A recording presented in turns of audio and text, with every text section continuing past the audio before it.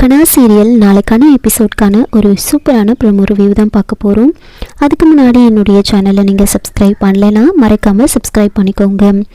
மங்கா news பேப்பரில் கஸ்தூரி பற்றின விளம்பரத்தை வந்து பார்க்குறாங்க.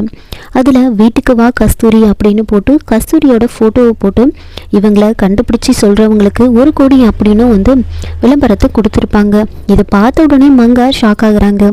என்ன இது, அந்த ஜானகி இப்படி ஒரு விளம்பரத்தை வந்து கொடுத்துருக்காளே, இதுக்காகவே நிறைய பேர் வந்து கஸ்தூரியை கண்டுபிடிச்சி சொன்னாலும் சொல்லுவாங்க போல இருக்குது. இப்போ நாம் என்ன பண்ணுறது? ராஜவேலு வேற அந்த கஸ்தூரி இறந்துட்டான்னு சொல்கிறான். ஆனால் உண்மையாகவே அவள் உயிரோடு இருக்காளா இறந்துட்டாளான்னு தெரியலையே அப்படின்னு உடனே அந்த நியூஸ் பேப்பரை எடுத்துக்கிட்டு சிவகாமி கிட்ட போகிறாங்க.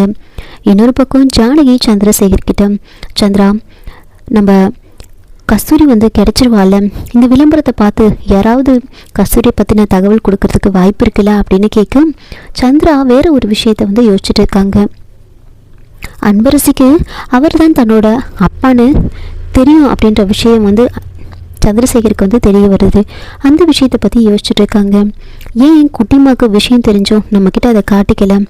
ஒருவேளை குட்டிமா நேராக அம்முக்கிட்ட போய் இந்த விஷயத்தை பற்றி கேட்டிருக்கணும், அம்முவை இங்கே கூட்டிகிட்டு வந்திருக்கணும். ஆனால் நம்மக்கிட்ட சத்தியம் வாங்கின மாதிரி அம்மு குட்டிமா கிட்டேயும் சத்தியம் வாங்கிட்டு இங்கேருந்து போயிட்டுருக்கணும். இப்போது அம்மா எங்கே இருக்கான்னு தெரியலையே அப்படின்னு யோசிச்சுட்டு இருக்காங்க. இதோட இந்த எபிசோடோட ப்ரோமோ வந்து முடிச்சிருக்காங்க. என்னோட ரிவ்யூ பிடிச்சிருந்தால் லைக் பண்ணுங்கள், மறக்காமல் சப்ஸ்கிரைப் பண்ணுங்கள். தேங்க்யூ.